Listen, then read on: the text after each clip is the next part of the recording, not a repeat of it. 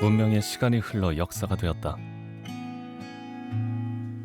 700여 년 역사를 이어간 제국 백제.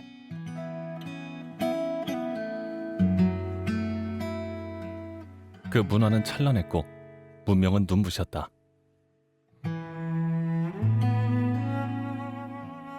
백제의 경우에 중국 문화를 적극적으로 수용하고 내재화했어요. 동북아시아뿐만 아니고 동남아시아까지를 아우르는 그러한 그 문화적인 부분에 있어서 허브 역할을 하는 그러한 중요한 나라였던 거죠. 활발한 대외 교류로 국력과 국격을 높였던 백제. 동아시아 최고의 문화 강국이었다. 검소하되 누추하지 않았던 백제 문화. 유네스코 세계유산에 등재되어 인류의 문화자산이 되었다.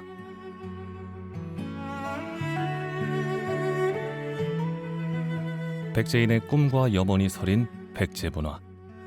그 깊은 울림에 다시 귀 기울여 본다.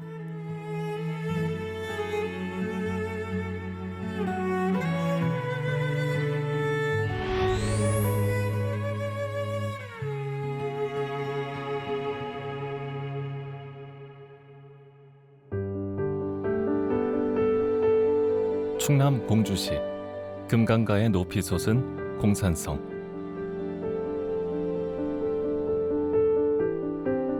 백제 역사의 한 시기가 펼쳐진 곳이다.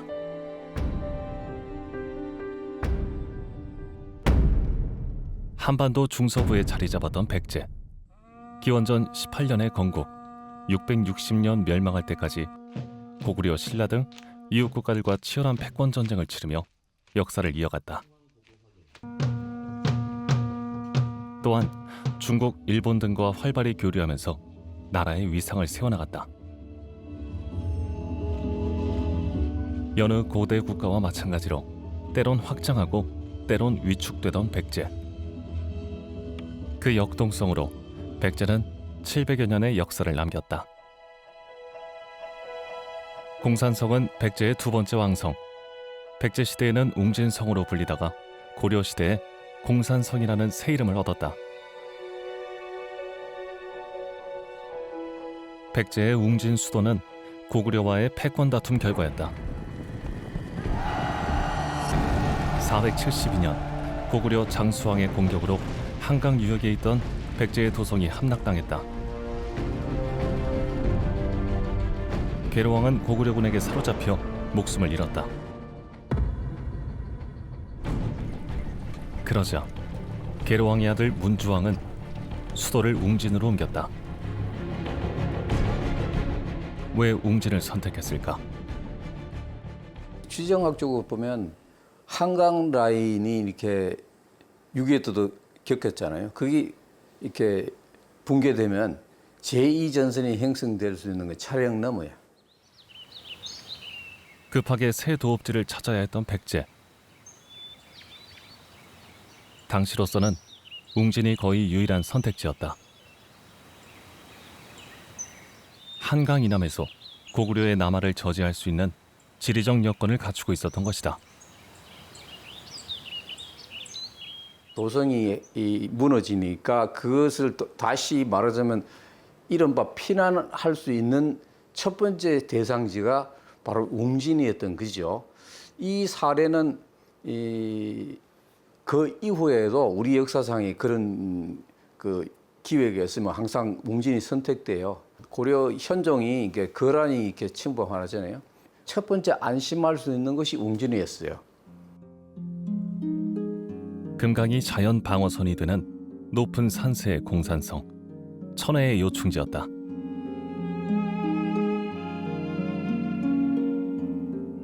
입지 여건과 성의 규모 등 공산성은 한성 백제를 잇는데 손색 없는 왕성지였다. 한성기의 몽천토성과 사비기의 부소산성과 거의 동일한 입지, 그러니까 금강을 북쪽에 강을 두르고 산에 왕성을 구축하는 그런 모습들, 그리고 심지어는 규모도 거의 비슷합니다. 2.4km로 각각. 그래서 한성의 문화적 기반을 가지고 위급한 상황에 새롭게 국가의 터전을 닦을 수 있었던 공간으로 공산성이 아주 유용하게 이용되지 않았을까 싶습니다. 그동안 여러 차례 발굴 조사가 진행되었던 공산성. 지금도 계속되고 있다. 공산성 언덕 위의 발굴 현장. 많은 유구가 모습을 드러내고 있다. 지난 1500여 년 여러 시대의 문명이 쌓인 곳. 요거까지 저희가 초반 발굴은 토충에 새겨진 비밀을 푸는 작업이자 토충과의 대화다. 그래서 지금 여기 보면은 거의 단일흙으로 들어가잖아. 네네 맞아요. 단일흙으로 들어가고 여기서 보면 다시 파 들어가서 다시 여기 그러니까 흙이 토층이 어떻게 쌓였나를 봐서 제일 먼저가 어떤 거고 두 번째가 어떤 거고 세 번째가 어떤 건지를 확인하는 거야. 그래서 저희가 이렇게 사람이 다 거짓말을 해도 토층은 거짓말하지 않는다고. 그래서 유구를 조사할 때 토층을 가지고 중복 관계를 명확히 설명해줘야 되는 의무가 저희들한테 있죠. 언덕을 따라 형성된 수많은 역사의 흔적. 이들은 무엇을 말해주고 있을까? 이 현장은 공산성 내에서 이제 처음 조사가 되는 곳인데요. 저희가 조사한 결과는 원형의 수열구덩이가 상당히 많이 나오고 있습니다. 이거는 원형의 수열구덩이는 저장을 할 수 있는 공간에 해당하는데 이쪽에만 한 100여 개가 훨씬 넘는 구덩이가 상당히 밀집해서 있었던 거죠. 그러니까 이곳은 별도의 백제의 왕실 창고였다. 이렇게 볼 수 있는 곳입니다. 공산성이 왕성이었다는 기록이 없는 상태. 과연 이곳이 웅진시대 왕성이었을까? 공산성 남쪽 정상 부근. 이미 80년대 중반에 발굴 조사가 이루어진 곳이다. 발굴 조사 결과 이곳이 왕궁터로 추정됐다. 이곳에서 큰 건물터와 연못, 그리고 저장시설 등의 유적이 발굴되던 것이다. 그런데 그 규모가 왕궁에 걸맞지 않게 협소하다. 당시의 급박한 사정으로 본다면 그렇게 큰 건물을 지을 수도 없고, 한성시대의 기록의 궁궐들이 검이불루, 화이불치라고 하는, 즉 검소하되 누추하지 않고 화려하되 사치스럽지 않다, 그런 기록이 있는데, 결국 그것은 왕궁 자체의 규모가 정말 귀족들의 집 정도 크기와 크게 다르지 않았겠냐. 그렇다면 지금 공산성 내에 있는 건물들이 왕궁의 일부가 아니었겠냐라는 생각들도 틀리지는 않다고 생각합니다. 발굴된 유물들은 이곳이 왕성이었을 가능성을 더 높여주고 있다. 의례 혹은 제례용으로 사용된 백제의 대표적인 유물 삼족토기, 그리고 고급 건물에만 사용되던 연암은 기와도 왕궁 추정지에서 다량으로 출토되었다.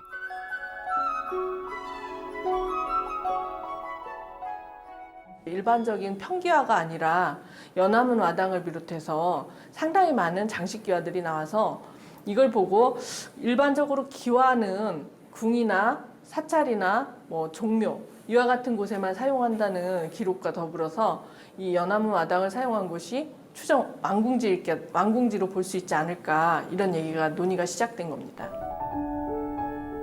장식 기와는 백제의 고유성을 보여주는 유물, 특히 연꽃을 비롯한 다양한 문양 기와는 백제의 높은 문화 수준을 그대로 보여준다.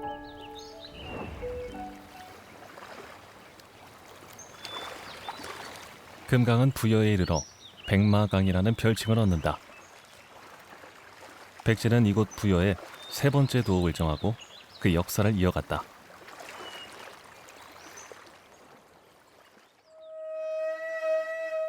지난 9월 부여에서는 백제 대왕제가 열렸다. 제왕께서는 백제 건국 및 사비의 도읍을 옮기신 이래 문물을 융성케 하시었으며 제도를 백제의 시조 온조왕과 이곳 부여 사비성에 제위했던 여서당 등 모두 7의 백지방을 기리는 제사였다.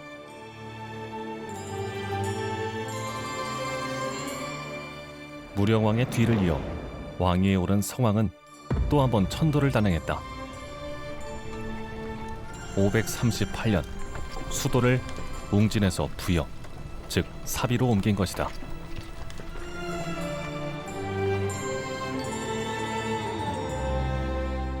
백제의 세 번째 수도가 된 사비.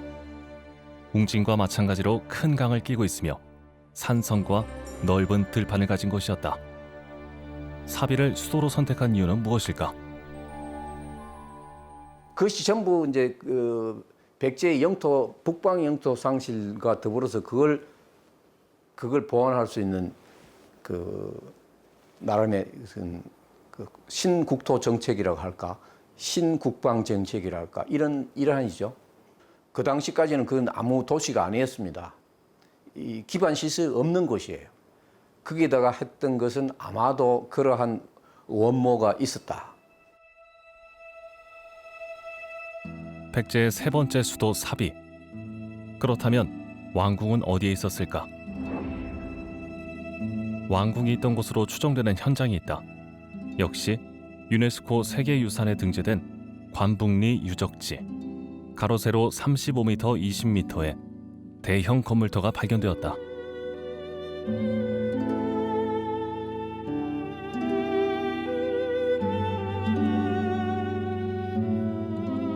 대형 건물터와 함께 이곳에서는 정교한 배수 시설과 공방, 도로와 다양한 창고 유적 등이 발견되었다. 이곳이 왕궁이었다는 유력한 증거였다. 여러 시대에 걸쳐서 그 지역이 가장 부여에서는 입지가 탁월한 곳이다. 그런 곳에 아마도 왕궁이 있으려고 생각되는 것인데 실제 발굴을 해보니까 그 일대가 정연한 도로를 이렇게 배치한 흔적도 나오고 정전의 규모에 걸맞는 정전급 그 건물지도 그게 확인이 되고 있단 말이죠. 또 하나, 관북리 유적지가 왕궁이었다는 것을 말해주는 유물.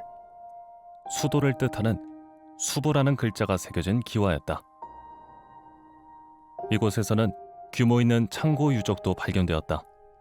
나무로 만들어진 목곽 저장고. 당대 생활상을 엿볼 수 있는 유물도 함께 발굴됐다. 다양한 씨앗이 발견되었는데 복숭아를 비롯 고수, 달의 씨앗 등이 그것이었다. 특히 다량으로 발견된 달의 씨앗은 이곳이 공공 저장고였다는 것을 말해주고 있었다. 철저한 계획도성이었던 사비. 왕궁 추정지 뒤에는 배후 산성이 있었다. 바로 부소산성이다. 뚜렷하게 남아있는 부소산성의 토성 흔적, 산성의 방어 기능을 말해주고 있다. 평상시에는 후원, 유사시에는 방어성이었던 것이다. 이를 뒷받침하는 유적이 발견됐다. 부소산성의 대형 창고터. 발굴 조사 결과 이곳은 군창, 즉 군사용 창고로 밝혀졌다. 길이 약 12cm의 철편. 이들은 갑옷 비늘이었다. 그리고 대형 무기리와 화살촉 등의 유물이 출토되어 부소산성의 군사적 기능을 말해주고 있다.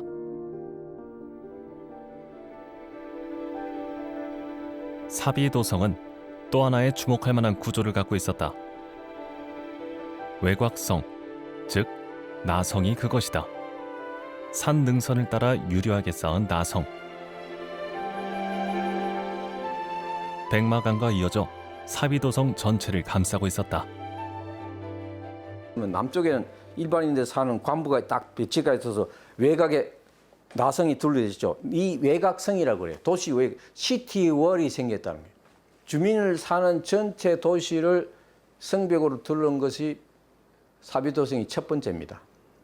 한양도성의 경우에도 남대문, 숭례문, 동대문, 흥인지문이 있잖아요. 그 안에 이제 다시 왕궁이 있는데 이렇게 바깥성을 만든 사례, 가장 오래된 사례가 어디냐? 바로 부여나성이라는 거죠. 우리 역사에서 이 평지에다가 성곽을 만들어서 방어 시설을 만든 최초의 사례가 바로 부여나성이다.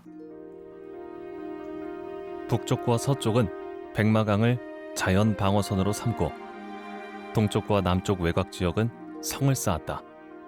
이렇게 형성된 부여나성, 도성을 지키는 든든한 방어선이 되었다. 그리고 1500여 년 세월을 거뜬히 견뎌냈다. 성돌에는 축성을 맡았던 백제인들이 남긴 흔적이 있다. 자신의 이름을 역사에 새기려 했던 것일까? 오랜 세월 원형을 그대로 유지해온 부여나성. 발굴 조사 과정에서 그 비결이 드러났다. 토성 내부를 보면 다양한 토층이 목격된다. 백제 토목 기술의 흔적이다. 백제 축성술 중 대표적인 것이 판축 공법이다. 먼저 큰 나무 틀에 흙을 넣고 꼼꼼히 다졌다. 이렇게 하면 대형 흙 블록이 만들어진다. 이 블록들을 이어가며 쌓는 것이 판축 공법, 백제의 고유 토목 기술이었다. 몽촌토성이나 또는 풍납토성 이런 것들을 보면 과거에 백제 사람들은 토성을 쌓는 기술들을 상당히 정교하게 판축을 이용해서 토성을 쌓는 기술들을 가지고 있었던 것 같아요. 자연지형을 적당히 이용해서 토성들을 더 쌓아서 방어선을 구축하는 그런 기술들을 보고 있거든요. 전체 8km의 부여나성. 견고한 외곽 방어선이자 도성의 안팎을 나누는 경계선이었다. 그 구조와 공법 등을 인정받아 지난 2015년 역시 유네스코 세계유산에 등재됐다.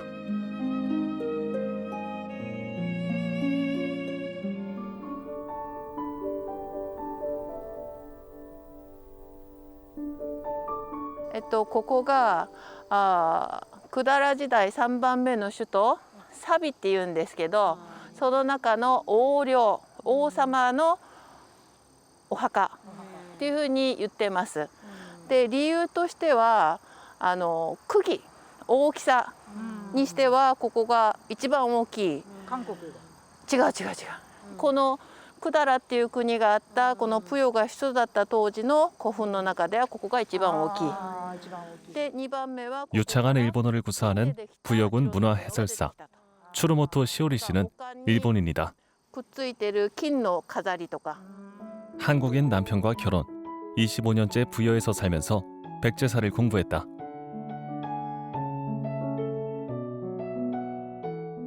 사실 한국에 오니까 일본 사람에 대한 인식은 부정적인 부분이 어쩔 수 없이 컸던 것은 사실입니다만은 이 백제사를 공부하게 되면은 이렇게 끈끈한 관계가 형성되어 있었고 서로 윈윈하면서 도와주고 서로가 잘 되게끔 되어 있는 그런 국가 간의 관계가 형성되어 있다는 것이 매우 기뻤고요. 한국과는 백제사를 공부하면서 한일 두 나라에 대한 생각이 달라졌다는 추르모토 시오리 씨. 역사에서 두 나라 관계에 대한 해법을 찾을 수 있다는 믿음을 갖게 되었다. 古墳があるんですけども、そこはお棺の上に石がたくさん乗っかってるんですよね。首都の外。 그래서 일본인들을 대상으로 하는 문화 해설에 특히 열정을 쏟는다. 外側です。はい。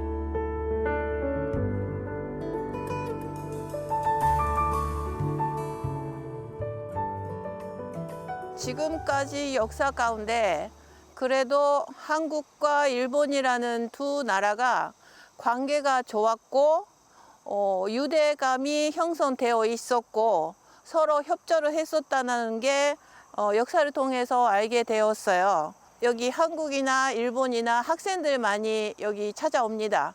그런 학생들에게도 그런 역사에 대해서 좀 더 관심을 가졌으면 해서 열심히 이야기하고 있습니다. 부여 나성은 산자와 죽은 자의 경계선이기도 했다. 부여 나성박 능산리 7기의 고분이 있다.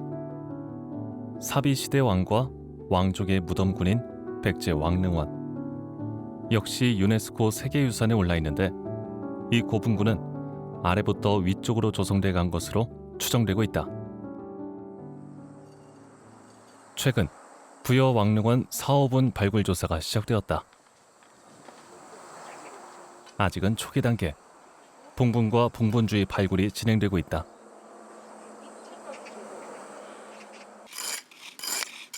주변 조사가 끝나면 무덤의 규모와 범위가 밝혀질 것이다. 지금 위 토층 같은 경우에는 백제 때의 봉분을 조성할 때 남아있던 잔존 봉분토라고 확인을 하고 있고요. 보시는 것처럼 지금 이제 촘촘하게 다른 성질을 가진 흙을 쌓아서 봉분을 조성한 것을 확인할 수 있습니다. 점차 드러나기 시작하는 1500여 년 전의 토층. 이 발굴 조사는 약 100여 년 만에 다시 진행되는 것이다. 백제 왕릉, 공주 송산리 고분군, 여기 지금 부여 능산리 고분군, 그리고 이상 쌍릉까지 포함해서 다 1910년대, 20년대, 30년대 일제강점기 때 이루어진 것들이 대부분입니다. 그 이후에 한동안 조사가 거의 이루어지지 않다가요. 최근 몇 년간 송산리도 마찬가지고 능산리 이런 식으로 재조사가 이루어지고 있어요. 왜 그러냐면 일제강점기 때 조사한 내용들이 굉장히 소략합니다. 그렇기 때문에 그것들을 재확인하는 작업들, 그리고 그때 보고된 내용이 지금 기술이 훨씬 발달된 지금에서 얼마만큼 보완할 수 있는지 이런 것들을 계속 추가적으로 검증하는 것이고요. 부여 왕릉원 한가운데 있는 사호분. 이 옛무덤은 과연 어떤 비밀을 품고 있을까? 1915년과 1917년 일제 조선 총독부는 두 차례 부여 왕릉원 고분군을 발굴했다. 모두 6기에 대한 발굴. 그러나 일제는 정식 보고서도 남기지 않고 고분을 다시 덮어버렸다. 부여 왕릉원. 이곳 고분에서는 백제의 또 다른 교류 흔적이 발견되었다. 백제 최고 왕릉급 무덤으로 평가받는 1호분 동화총. 석실 내부에는 놀랍게도 벽화가 그려져 있었다. 벽화에는 사신도, 천장에는 구름과 연꽃이 그려져 있었다. 이는 무엇을 말하는 것일까? 벽화의 내용이 고구려와 비슷하고 무덤의 구조도 고구려 무덤과 비슷하다라고 하는 점에서 아마 고구려와 교섭을 했던 백제 왕족이다. 또는 백제 왕이라면 아마도 가장 그 대외 교섭을 활발하게 펼쳤던, 그래서 남조, 북조와 다양한 그 교섭들을 했던, 그리고 가장 긴 기간 동안 왕위에 있었던 위덕왕이 아닐까라고 하는 의견들도 제시되고 있는 상황입니다. 백제는 고유의 무덤 양식을 갖고 있었다. 입구는 굴처럼 조성되어 있었고 그 안에 시신이 든 관을 안치하는 석실을 만들었다. 굴식 돌방 무덤인 것이다. 돌방은 시대에 따라 터널형, 육각형, 단면형으로 변천해갔다. 이는 웅진시대와 사비시대에 공통적으로 나타나는 양식이었다.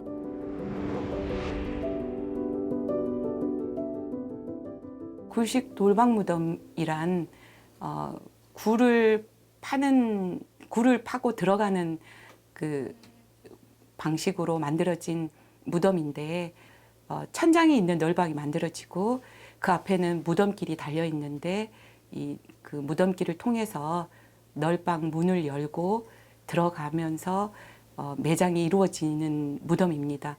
그러다 보니 그 추가 매장이 이루어질 수 있는 특징도 가지고 있는 무덤이라고 할 수 있습니다. 부여의 백제문화단지. 지난 2010년 준공한 이 사찰은 백제 시대의 사찰 능사를 재현한 것이다. 특히 38m 높이로 재현된 5층 목탑은 백제탑의 진수로 평가받는 21세기의 걸작이다. 부여 나성 밖의 능산리 사지, 백제 문화단지의 능사가 바로 이곳에 있었다. 1탑 1금당에 전형적인 백제 가람 배치를 보여주는 능사. 위덕왕대 성왕을 기리기 위해 건립한 왕실 사찰이었다. 그런데 지난 1993년 이곳에서는 그야말로 세기의 발견이 있었다. ここが百済金堂大香炉、日本語で言ったらそういう話なんですけれども、ここで出てきたんですが、もともと階段式の田んぼだったんですよ。 유물은 사찰의 공방터에서 발견되었다. こういう感じで当時の、発見した土の中から引き出す前の形がこういう形で、蓋と本体がこの合体したそのまんまの形じゃなくてバラバラにこういう形で入ってたので、泥が周りにしっかりあったので空気に触れることがほとんどなくって、ほとんどそのまんまの形で出てきたって。 세기의 발견. 그것은 금동으로 만든 향로였다. 국립부여박물관에 전시 중인 금동 대향로. 백제 문화의 절정으로 평가받고 있다. 백제의 그 많은 수천 점의 유물이 있지만 그중에 백제 문화의 한 점만 대라라고 한다면 많은 사람들이 금동 대향로를 꼽죠. 사실은 65cm 정도밖에 되지 않는 작은 소품이라고 볼 수도 있습니다. 근데 우리가 왜 이것을 백제 문화의 아이콘이라고 말하느냐. 거기에는 백제가 생각했던 이상적인 사상이 반영되어 있어요. 도교적인 것, 불교적인 것, 이 음양오행과 같은 사상이 녹아져 있는데 그 사상이 서로 충돌하지 않고 조화를 이루고 있는 것이죠. 보통의 용이라면 다리가 4개인데 이 향로의 경우엔 그 중에 왼쪽 앞발을 치켜 들고 있음으로 인해서 파격의 미를 주고 있는 거예요. 그러니까 디자인적으로 밋밋할 수 있는 그 받침의 용을 왼쪽 앞다리를 치켜 들므로 인해서 파격을 주면서 동시에 운동감과 율동감을 주고 마치 살아있는 것처럼 만든다는 것이죠. 근데 그것이 금동이라고 하는 아주 다루기 어려운 금속 가공 기술이 반영되어 있다는 거죠. 그래서 어떤 뛰어난 그리고 뛰어난 기술과 사상적인 것이 조화를 이룬다는 점에서 중요하고요. 국보 제287호 백제 금동 대향로. 높이 62.5cm. 백제 그 자체다. 백제인들은 자신들의 모든 것을 이 향로에 담았다.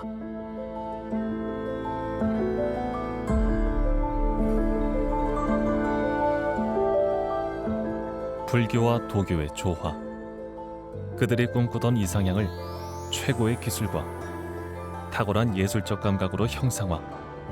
세계의 걸작을 만들어냈던 것이다.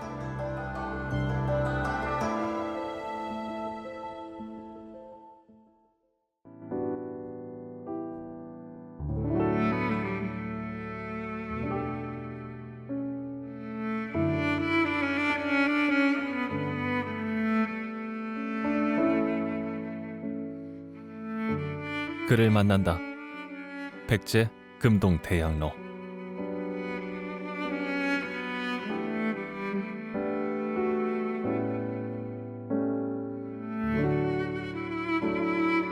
백제인의 염원과 세계관을 담은 금동 대향로. 이 찬란한 문화유산을 만날 수 있다는 것. 시대의 기적이자 역사의 선물이다.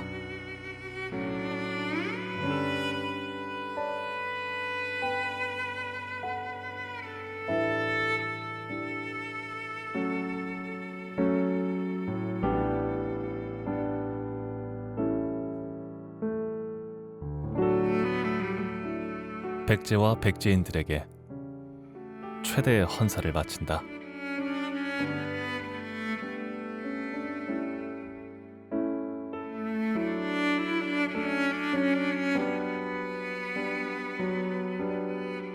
검소하되 누추하지 않고 화려하되 사치스럽지 않은 백제 문화. 이 높은 정신으로 백제는 동아시아 최고의 문화 강국이 되었다. 그리고 1500여 년 수많은 낮과 밤이 흐른 뒤 백제 문화는 유네스코 세계유산에 올라 인류의 문화자산이 되었다. 문화와 문명의 시간이 흘러 역사가 된 것이다.